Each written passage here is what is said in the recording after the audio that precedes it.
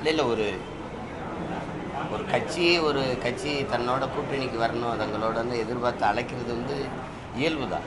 இது இன்னைக்கு நேற்று இல்லை, நீண்ட காலமாக அழைப்பாங்க.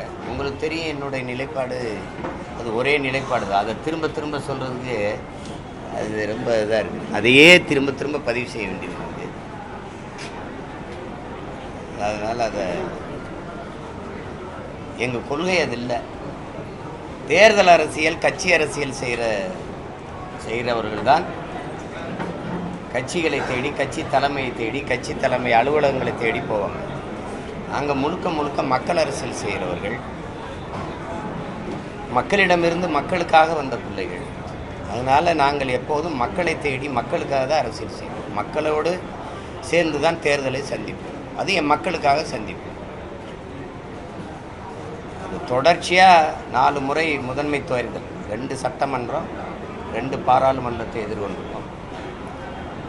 வெற்றி தோல்வி அதை தாண்டி 5வது முறையும் ஒரு கட்சி தனித்து போட்டியிடுதுன்னா அது நாம் தமிழர் கட்சியாக தான் இருக்கும். அது 234 தொகுதியிலையும் போட்டியிடுவேன். 117 பெண்களுக்கு வாய்ப்பு, 117 ஆண்களுக்கு வாய்ப்பு.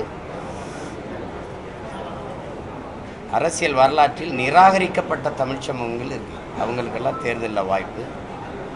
பல பொது தொகுதிகளில் ஆதிக்குடிகளுக்கு வாய்ப்பு. அப்படி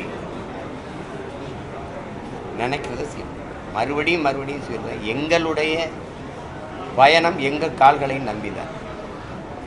எங்கள் தலைவர் எங்களுக்கு கற்பித்தது என் விடுதலை என் கையில் தான், எங்கள் விடுதலை எங்கள் கையில் தான்.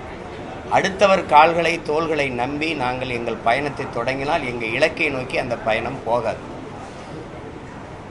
பிறர் தோள் மீது ஏறி நின்று நான் உயரமானவன் என்று காட்டுவதை விட தனித்து நின்று உண்மையான உயரத்தை காட்டுவதே மேலானது. அந்த தத்துவத்தை படித்த பிள்ளைகள் நாங்கள் தனித்து தான் போட்டிடுவோம். எங்களோடு எங்கள் தத்துவத்தை ஏற்று, நான் எங்கள் தலைவர் மேதகு பிரபாகரன் பயப்படாமல் என் பக்கத்தில் இருக்கணும். புரியுதா? எனக்கு ஒரு கொள்கை இருக்குது, ஒரு கனவு இருக்குது. அது என்னுடைய கனவு இல்லை, எங்கள் முன்னவர்கள் எங்களுக்கு கையளித்தது, எங்கள் தலைவர் எங்களுக்கு கையளித்த பெருங்கனவு. 800 ஆண்டுகளாக தமிழ் தேசிய முன்னவர்கள் பெருமக்கள் தூக்கி சுமந்து வந்த கனவு. அதை நிறைவேற்றணுங்கிற எங்களுக்கு ஒரு வெறி இருக்குது. நெஞ்சு முழுமைக்கும் காயம் இருக்குது, அதுக்கு மருந்து தேடுற தேடல் இருக்குது. எல்லா வேதனைக்கும் ஒரே மருந்து தான் சாதனை. அதுக்கு போராடுற பிள்ளைகள் எங்களை போய் அங்கே போயிடுவியா, இங்கே போயிடுவியா, அந்த கூட்டணி போயிடுவியா, அதெல்லாம் நானும் பல ஆண்டுகளாக சொல்லிட்டேன். உங்களுக்கு வேறு கேள்வி கிடைக்கல, எனக்கு அதையே பதில சொல்லி திகட்டிடுச்சு. அதனால்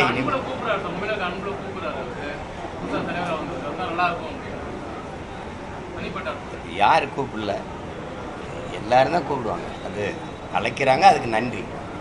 அழைக்கிறாங்க, நன்றி. அது எல்லாரும் தான் அழைப்பாங்க. இதில் இது எங்கள் நிலைப்பாடு.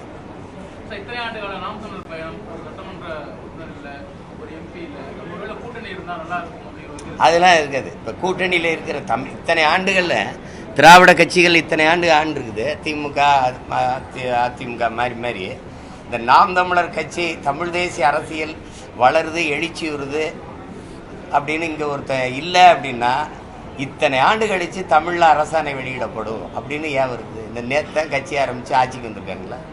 இந்த 4.5 ஆண்டுகளில் ஏன் தமிழில் அரசாணை வரல? ஏன்னா அவன் வளர்றான், அந்த அரசியலின் தேவை அதிகமாகுது. அதானே எல்லாம் நீங்கள் பேசுனீங்க, முற்போக்கு பேசுனீங்க, பெரியார் பேசுனீங்க, சமூக சீர்திருத்தம், சமநிலை சமூகம், சாதிய தீண்டாமை ஒழிப்பு, ஏற்றத்தாழ்வுகள் மறுப்பு, எல்லாம் தான் பேசுனீங்க.